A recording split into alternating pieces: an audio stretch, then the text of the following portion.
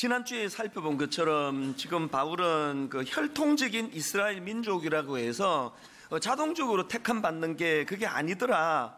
그러면서 이제 이삭과 이스마엘 그리고 또 야곱과 에서를 예를 들어 설명하면서 이 하나님의 주권적인 선택에 대해서 강조를 합니다. 9장 7절에 보니까 또한 아브라함의 씨가 다 그의 자녀가 아니라 오직 이삭으로부터 난 자라야 내 씨라 불리리라 하셨으니, 또 13절 기록된 바 내가 야곱은 사랑하고 에서는 미워하였다 하신 것 같으니라. 아마 이런 말씀을 딱 대하면은 적극적으로 마음에 드는 반발심이 있습니다. 이삭만 택하시고 이스마엘을 택하지 않으신다면, 또 야곱만 택하시고 에서는 택하지 않으신다면 이거 불공평한 거 아닌가? 오늘 본문은 바로 이런 반발심 섞인 가상 질문에 대하여 바울이 그걸 예측하고 이제 그 가상 대답을 하는 것으로 전개가 되는 게 오늘 본문입니다. 14절이요. 그런즉 우리가 무슨 말을 하리요? 하나님께 불의가 있느냐? 그럴 수 없느니라. 이 로마서 9장에서의 바울의 전개를 보면 그냥 선포하는 거예요. 앞에서 우리가 6절에서도 그러나 하나님의 말씀이 실패하지 않는다, 하나님의 말씀은 패할 수 없다, 그렇게 선포하고 그 이유를 쭉 설명하는 방식이었다면 오늘 본문도 마찬가지입니다. 14절에서 하나님은 결코 불의하시거나 결코 불공평하지 않으시다, 이걸 크게 전제로 선포하고 그렇게 말할 수 있는 이유를 쭉 이제 설명을 하는 구조인데요. 그렇게 말할 수 있는 이유를 15절에서 이렇게 설명합니다. 모세에게 이르시되 내가 긍휼히 여길 자를 긍휼히 여기고 불쌍히 여길 자를 불쌍히 여기리라 하셨으니, 이 말씀은 그 구약의 출애굽기 33장 19절 말씀을 인용한 내용입니다. 이 출애굽기 33장의 배경이 어떤가 하면 아마 여러분 다 아실 거예요. 홍해를 건너 이스라엘 백성들이 이제 출애굽하고 난 다음에 광야길에서 시내산에서 그들이 금송아지 우상을 만들어 섬기는 그런 죄를 범합니다. 이게 참 아이러니한 게요, 지금 지도자 모세는 하나님께 십계명을 받으러 가 있는 상황인데, 여러분 아시지만 십계명 중에 제1계명이 뭡니까? 하나님 외에 다른 신들을 섬기지 말라. 이 계명이 뭡니까? 우상을 만들지 말라. 이런 내용을 담고 있는 계명을 하나님이 이스라엘을 대표하는 모세에게 주시는 상황인데, 바로 산 밑에서 이런 짓을 지금 저지르고 있는 겁니다. 바로 그 내용을 담고 있는 게 출애굽기 32장 4절인데요. 아론이 그들의 손에서 금고리를 받아 부어서 조각칼로 새겨 송아지 형상을 만드니 그들이 말하되 이스라엘아, 이는 너희를 애굽 땅에서 인도하여 낸 너희의 신이로다 하는지라. 우리를 애굽에서 이렇게 해방시켜준 그 우상, 이 금송아지를 바로 그런 신으로 지금 숭배를 하는 겁니다.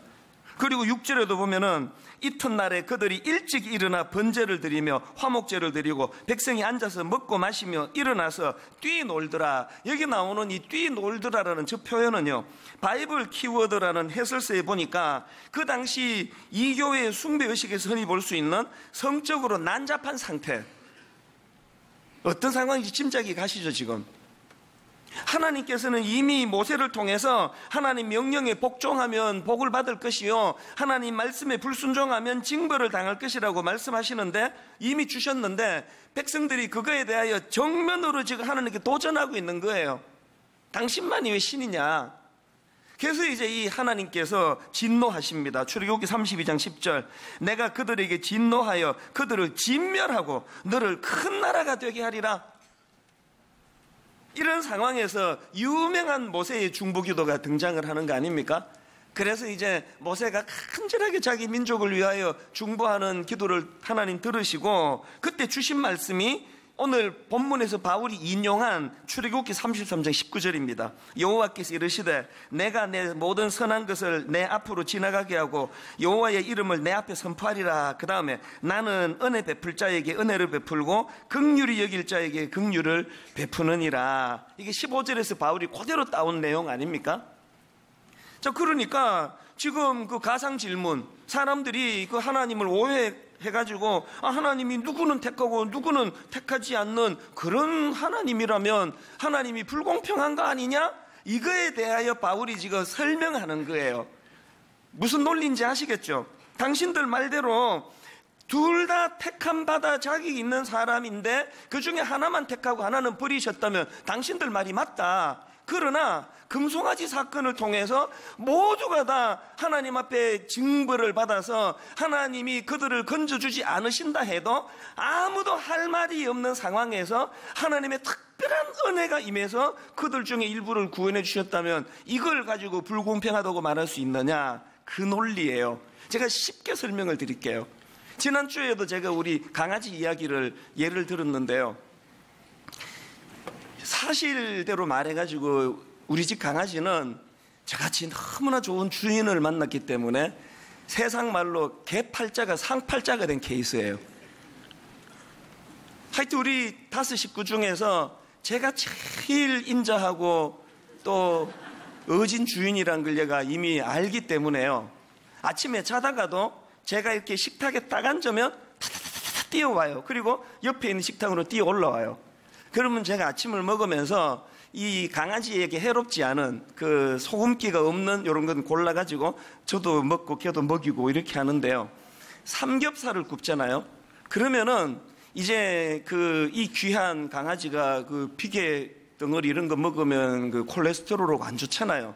그래서 이제 그 삼겹살을 먹이는데 피게 덩어리는 떼서 내가 먹고 고기는 얘를 줘요. 살코기를 주면 그거를 아주 맛있게 잘 먹습니다. 내가 어떨 때 이 삼겹살을 떼서 피게 먹고 살코기 주면서 지금 누가 개고 누가 사람인지 헷갈릴 때가 있습니다. 그렇게 지극정성으로 키우거든요. 그리고 잘 때 보면은요, 안방 침대에 부부 사이에 얘가 들어누워가지고 배 드러내고 팔자로 가관이에요. 그리고 막 얼마나 편하게 자는지 코까지 골아요. 그렇게 이렇게 그 배 드러내고 자는 거를 보면서 참 네가 정말 주인 잘 만났다 그렇게 생각하는데요. 자, 여기서 한번 생각을 해보세요. 제가 이제 강아지를 데리고 산책을 나가니까요, 저기 있었던 유기견이 보이는 거예요. 그럼 이 강아지가 나한테 화가 나는 거예요. 우리 주인은 너무 냉정한 주인이다. 나는 구해주고 똑같이 이제 불쌍한 유기견은 구해주지 않는, 그래서 우리 주인은 굉장히 그 불의하고 그 불공정한 주인이다. 이렇게 늘 얘가 나한테 대해서 그 불만을 갖고 있다면 이게 공정한 이야기입니까? 6.25 전쟁이 터지고 전쟁 고아가 막 양산이 돼가지고 그때 뭐 고아원마다 그냥 막 더 이상 수용이 어려울 정도로 넘쳐났다 그러는데, 어느 후덕한 부부가 참 고아원을 방문해서 그 중에 참 불쌍해 보이는 한 애를 집으로 입양을 시켜가지고 그렇게 양자 삼아 줬는데, 이 양자 삼은 아들이 그 아버지한테 늘 불만이 많은 거예요. 응? 왜 나만 구해주느냐고. 지금 여전히 나랑 절친했던 내 친구는 고아원에서 그런 열악한 생활을 하고 있는데, 그리고 또 다른 내 친구 하나도 거기서 지금 얼마나 어려운 상황에 처해 있는데 왜 우리 주인은 이렇게 불공평한 것이야. 그렇게 하면서 입양된 그 아들이 그 자기 고마운 아버지에 대해서 늘 그렇게 원망하고 불평한다면 이게 정당한 이야기입니까? 이게 딱 오늘의 우리 되는 거예요. 지금 그 얘기를 하고 있는 겁니다. 바울이 가지고 있는 큰 전제가 뭐냐 하면 로마서 3장 23절, 모든 사람이 죄를 범하였음에 하나님의 영광에 이르지 못하더니, 그래서 이삭이 이스마엘보다 뭔가 더 자격이 있어서 구원을 해준 거 아니다. 야곱이 에서보다 뭔가 하나님 보시기에 특출난 뭐가 있어서 그를 택해준 거 아니다. 그래서 여러분 지난 주일날 여러분 마음으로 반발심이 생길 수밖에 없었던, 나기도 전에 무슨 선이나 악을 행하기도 전에 하나님이 택해 주셨다는 건요, 여러분 그 헷갈리라고 주신 말씀이 아니고 지금 택함을 받은 이삭이, 택함을 받은 야곱이 더 잘난 게 있어서 택함을 받은 게 아니라는 걸 강조하는 구절이라는 거예요. 근데 여러분 오늘 본문에 나오는 이 한 가지 표현 13절을 한번 보시겠습니까? 기록된 바 내가 야곱은 사랑하고 에서는 미워하였다 하신 것 같으니라. 여기 나오는 에서는 미워했다, 이 말씀을 오해하시면 안 되는 게요, 이 본문 13절 말씀처럼 한쪽은 사랑했고 다른 쪽은 미워했다, 이런 식의 표현은 고대 근동에서 사용되던 일종의 과장법입니다. 그러니까 이 미워했다, 한쪽은 사랑했고 한쪽은 미워했다는 이 과장법은 한쪽은 사랑했는데 다른 한쪽은 그만큼 사랑하지 않았다는 그 표현이에요. 예를 들면은 누가복음 14장 26절을 보시겠습니까? 물은 내게 오는 자가 자기 부모와 처자와 형제와 자매와 더욱이 자기 목숨까지 미워하지 아니하면 능히 내 제자가 되지 못하고, 이 말씀을 글자 그대로 받아가지고 나 이제 예수 믿으니까 나 이제 우리 부모도 미워할 거야, 난 남편도 없어, 이 자식이고 뭐고 난 다 미워할 거야, 나 하나님만 사랑할 거야, 이거를 글자 그대로 받으면 이런 오류에 빠지는 이단들이 하는 짓이 이런 거 아닙니까? 이 표현은 과장법이에요. 그만큼 하나님을 소중히 사랑해라는 걸 강조하는 표현이지 글자 그대로 받으면 안 되는 이야기라는 거예요. 오늘 본문 17절 18절에도 그 바로왕에 대한, 애굽의 바로왕에 대한 언급이 있는데 18절을 보시겠습니까? 그런즉 하나님께서 하고자 하시는 자를 긍휼히 여기시고 하고자 하시는 자를 완악하게 하시느니라. 이것도요, 그 선량한 멀쩡한 사람을 하나님이 그 마음에 악을 심어줬다는 뜻이 아니에요. 원래부터 악한 자의 악한 자, 그렇게 그 이스라엘 백성들을 착취하고 하나님이 그들을 풀어주라고 그렇게 말씀하심에도 아주 강팍한 마음을 가지고 있었던 바로왕인데요, 하나님께서는 그 강팍한 바로왕의 악한 마음까지도 선하게 사용하셔서 그 일을 통하여 이스라엘 백성들이 하나님의 놀라운 역사와 일하심을 깨닫게 하는 도구로 사용을 하셨다는 그 이야기예요. 그러는 과정에서 하나님이 악을 심어준 게 아니에요. 원래부터 악한 사람이에요. 이런 식으로 바울이 지금 오늘 본문에서 쭉 하나님은 절대 불공평하신 분이 아니다는 걸 피력하는데, 그러다 보니까 본문에 막 계속 흐르는 게 하나님의 긍휼하심에 대한 강조예요. 그래서 저는 오늘 이런 맥락에서 이 하나님의 주권과 관련해서 우리가 기억해야 될 두 가지 사실에 대해서 말씀을 드리고 싶은데, 하나는 하나님에 대해서, 하나는 나 자신에 대해서예요. 자, 첫째로요, 하나님에 대해서는 하나님의 존재를 신뢰하기예요. 하나님의 주권을 인정하시려면 하나님의 존재를 신뢰하신다, 해야 된다. 그 목회를 하다 보면은 또 많은 사람들에게 노출되어 있다 보면 오해를 받을 때가 참 많습니다. 이런 맥락에서는 본문의 바울을 한번 보세요. 바울은요, 뭐 놀리고 뭐고 없습니다. 그냥 뭐 아까도 말씀드렸잖아요. 뭐 6절에서 그냥 선포하는 거예요. 하나님의 말씀에 실패하지 않는다. 오늘 본문에서 그냥 뭐 선포하는 거예요. 하나님은 절대 불의하지 않으시다. 그렇게 선포해놓고 그러고 생각하는 거예요.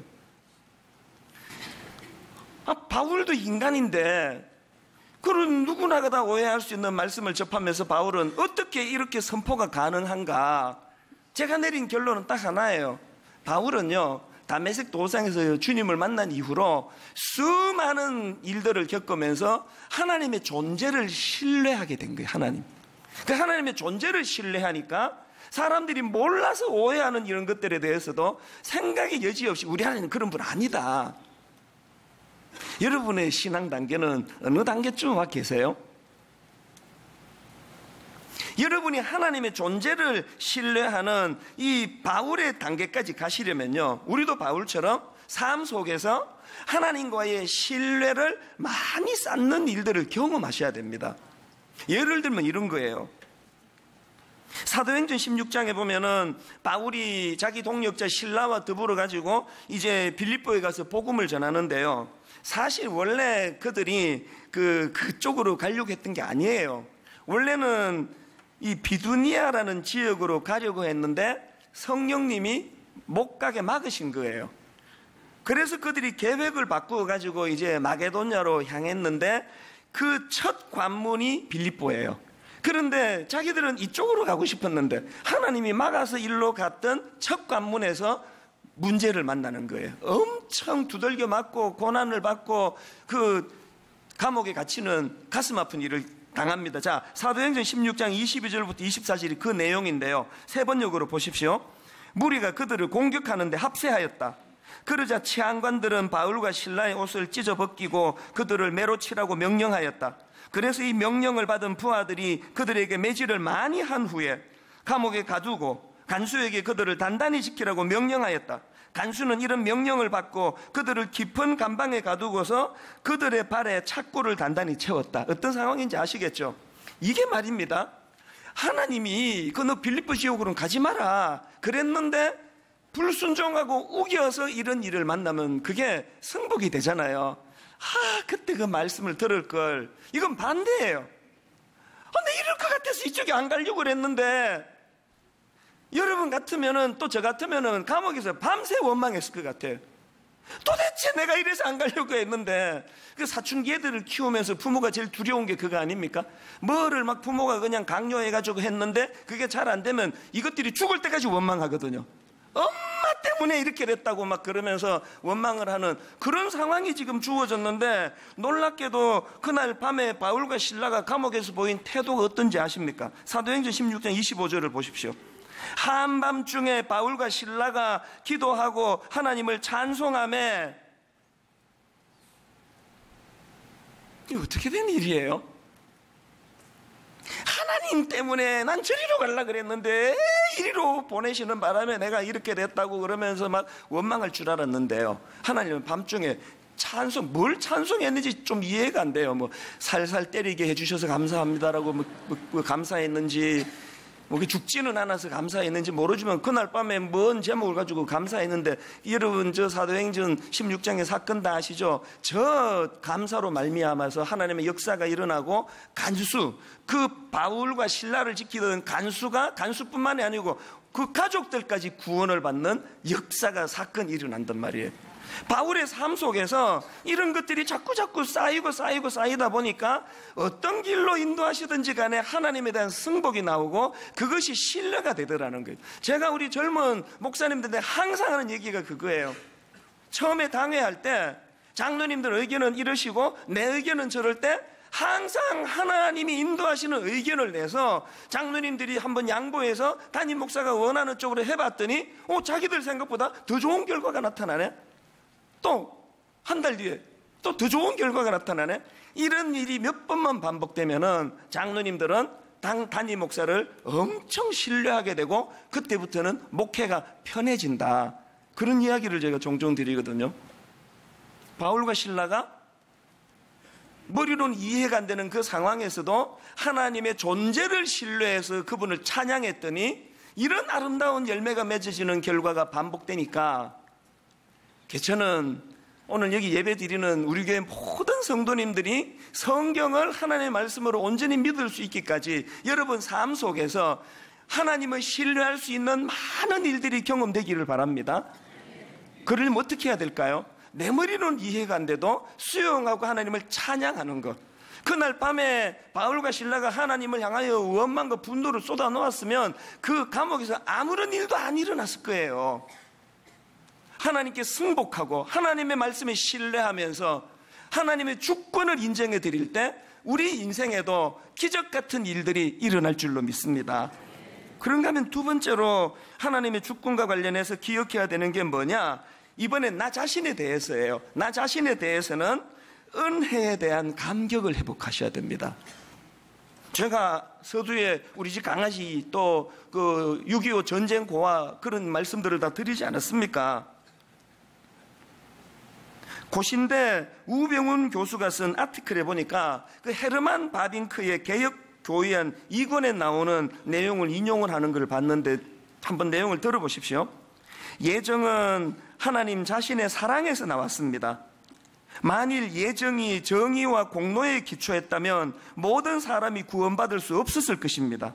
하지만 예정이 은혜를 따라 역사하심으로 심지어 가장 비참한 사람에게도 희망이 있습니다. 즉 예정론을 설명하는 이 글을 읽으며 이게 너무 감동이 됐던 게 딱 내 얘기네. 이게 뭘 보고 구원하는 식의 일을 하지 않으시고 어머니 뱃속에 들어가기도 전에 하나님이 나를 택해 주셨다는 이 은혜가 있었기 때문에 내가 지금 이 자리에서 지금 그도 목사 노릇하고 있는 거 아닌가, 이 감격이 되더라고요.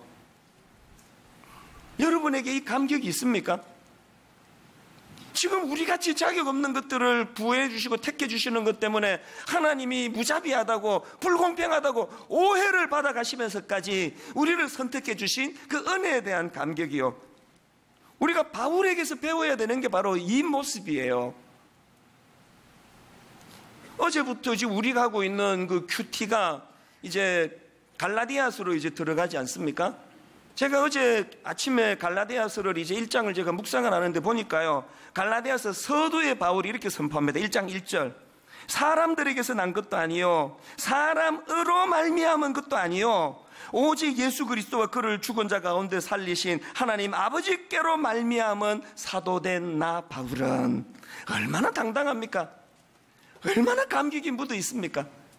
그런가 하면 갈라디아 1장 13절에 내가 이전에 유대교회에 있을 때에 행한 일을 너희가 들었거니와 하나님의 교회를 심히 박해하여 멸하고, 바울은요 하여튼 막 틈만 나면은 그 자기 험담을 자기가 들추어내는 거 아닙니까? 다른 사람이 막 험담을 해도 이게 가려야 되는 게 우리 세상의 그 처세술인데, 막 가는 데마다 내가 얼마나 악했는지 아느냐? 내가 얼마나 포악했는지 아느냐? 이 바울은 처세술은 잘 못 배운 것 같아요. PR이 뭡니까? PR이 자기를 PR한다. 피할 건 피하고 알리는 거 알리는 게 PR 아닙니까?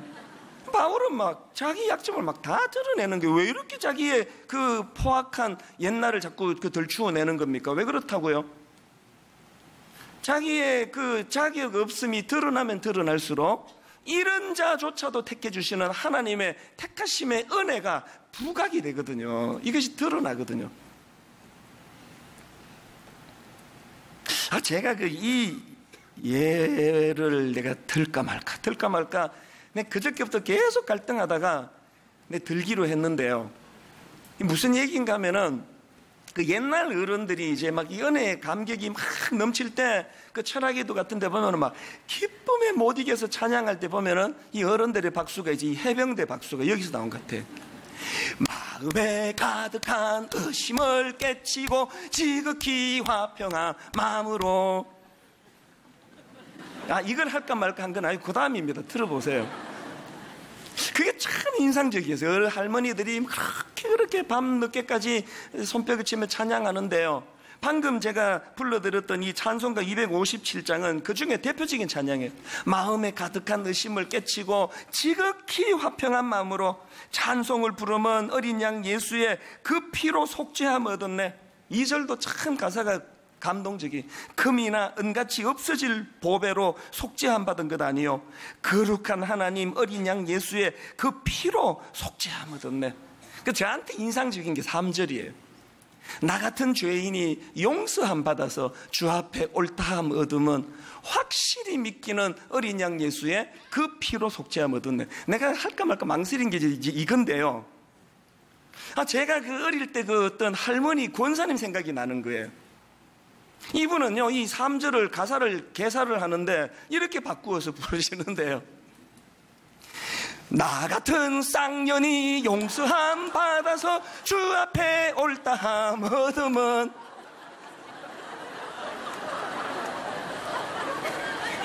왜 할까 말까 망설이는지 아시겠죠? 내가 이제 오후까지 망설였어요. 이걸 내가 해야 되나, 이게 이 정도만 해도 충분히 망가지는데.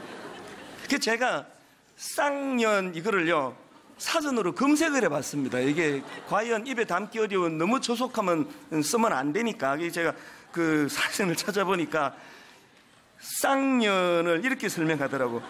본데 없이 막된 여자를 속되게 이르는 말. 그게 생각보다 그렇게 막된 표현은 아닌 것 같아요.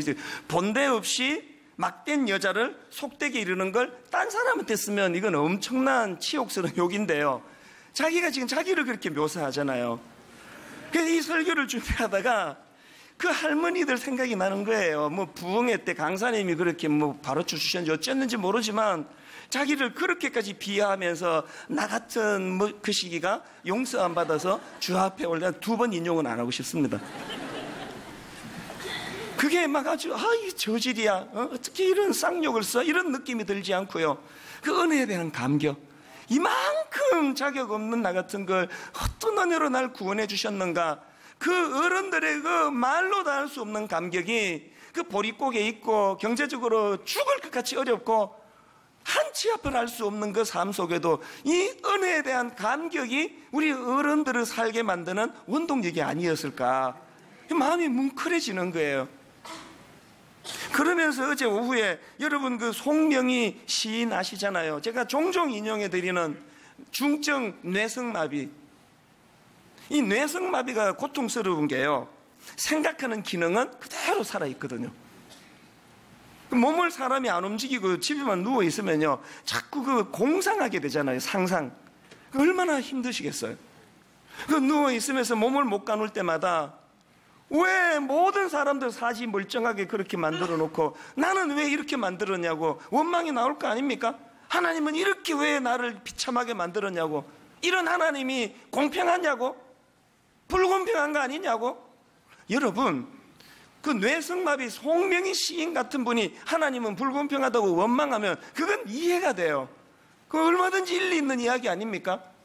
그런데 여러분, 이 송명희 자매가 그렇게 괴로워하고 고뇌하면서 그가 결국은 발견하고 깨닫고 고백하게 되는 찬양, 그 시, 너무너무 가슴을 뜨겁게 하는 그 시가 바로 이 고뇌에서 나온 시 아닙니까?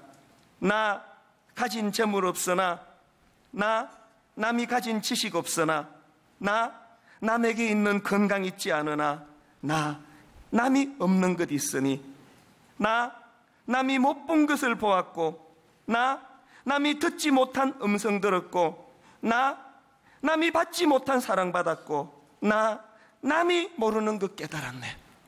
그래서 이 자매가 눈물로 수용하며 고백하는 그 후렴의 저 가사가 이거 아닙니까? 공평하신 하나님이 나 남이 가진 건 나 없지만, 공평하신 하나님이 나 남이 없는 것 같게 하셨네. 여러분, 이 자매가 이 고백을 하기까지 얼마나 내적인 그 갈등과 다툼이 있었겠냐고요. 그러면서 결국 하나님을 신뢰할 수밖에 없는 많은 일들을 경험하면서, 거기에 비해서 오늘 우리는요, 여러분을 보고 저를 보면 하나님은 절대 공평하지 않으세요. 저는 그렇게 생각합니다. 하나님은 저에게 너무 과분하게 대해 주시기 때문에 제가 하나님 공평하다 그러면 저 양심 불량이에요. 여러분도 마찬가지 아닙니까? 그럼에도 불구하고 99가지 주신 거, 그거는 눈길도 하나 안 주고 내 갖고 싶은 거 하나 아직까지 못 갖는 그것만 보면서 하나님은 불공평하시다고. 여러분, 이 송명희 시인 같은 분, 우리가 99가지를 가지고 있어. 이분 한 개 갖고 있는 형국이에요. 그 하나를 붙들고서 하나님은 공평하시다고 노래할 수 있다면 이게 어떻게 가능한 일인가? 우리 삶 속에서 어떻게 하면 이 구원의 감격이 내 현실의 어려움을 이길 수 있는 능력이 될 수 있게 할까? 결론을 맺으면서 욥 이야기를 하고 오늘 말씀을 마무리하려고 합니다. 욥 다 아시잖아요. 소문난 부자였습니다. 하나님 많은 자녀들을 주셔서 그야말로 유복한 가정생활을 영위했는데 어느 날 욥에게 재앙 같은 절망이 그에게 들이부어지는데요, 그 많던 재산과 자녀들 모두 잃습니다. 그래서 여러분, 그 욥기를 보면요, 욥기는 욥기 3장부터 37장에 이르기까지 욥의 항변은 하나예요. 이 고통의 이유라도 좀 알면 좋겠다는 거예요. 그 이해할 수 있는 거 아닙니까? 도대체 내가 왜 이런 고통을 당해야 되는지 이유라도 좀 알았으면 좋겠다. 그렇게 37장까지 하나님께 항변을 하는데 드디어 38장에서 하나님이 나타나십니다. 욥이 뭘 기대합니까? 내 질문에 답을 주러 오셨나 보다. 그런데 하나님이 참 이상하게 접근하시는 거예요. 욥은 지금 자기가 던진 질문에 하나님이 답을 주기를 기대하는데 엉뚱하게 도로 하나님이 대물어 질문을 던지시는 거예요. 그것도요, 막 속사포처럼 욥에게 질문하시는데 놀랍게 38장 4절부터 40장 초반까지 하나님의 질문이 들이퍼부어져요. 뭐 이런 거예요. 하나님이 욥에게 던지신 첫 마디가 이랬습니다. 욥기 38장 2절 3절을 보십시오. 무지한 말로 생각을 어둡게 하는 자가 누구냐? 너는 대장부처럼 허리를 묶고 내가 내게 묻는 것을 대답할지니라. 지금 욥이 하나님이 대답해 달라고 그랬는데 네 대답해봐라. 그리고는요, 하나님의 이 속사포 같은 질문들, 막 욥이 정신을 차릴 수 없는 질문들을 보십시오. 첫 질문이 이겁니다. 욥기 38장 4절. 내가 땅에 기초를 놓을 때에 너 어디 있었느냐? 네가 깨달아 알았거든 말할지니라. 8절. 바다가 그 모태에서 터져 나올 때에 문으로 그것을 가둔 자가 누구냐? 26절부터 29절. 누가 사람 없는 땅에 사람 없는 광야에 비를 내리며 황무하고 황폐한 토지를 흡족하게 하여 연한 풀이 돋아나게 하였느냐? 비에게 아비가 있느냐? 이슬방울은 누가 낳았느냐? 얼음은 누구의 태에서 났느냐? 공중의 서리는 누가 낳았느냐? 막 하나님이 이런 식으로 질문을 막 들이퍼붓고 계시는 거예요. 집에 가셔가지고요, 이 쏟아지는 하나님의 질문 한번 분석해 보세요. 주제는 딱 하나예요. 나는 너와 같은 인생이 아니다. 그 말씀을 주시는 거예요. 이렇게 감당할 수 없는 질문을 들이퍼부으시는데 그것을 겪은 욥이 또 우리 생각과 완전히 다른 이야기를 합니다.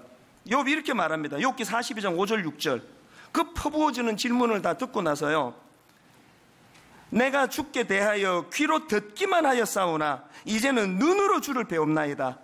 그러므로 내가 스스로 거두어드리고 티끌과 제 가운데에서 회개하나이다. 무슨 말인지 아시겠죠? 승복하겠다는 거예요. 이게 어떻게 가능했느냐? 욥은요, 여전히 자기가 당한 고통의 이유를 알기를 원했지만 안 가르쳐주셨어요.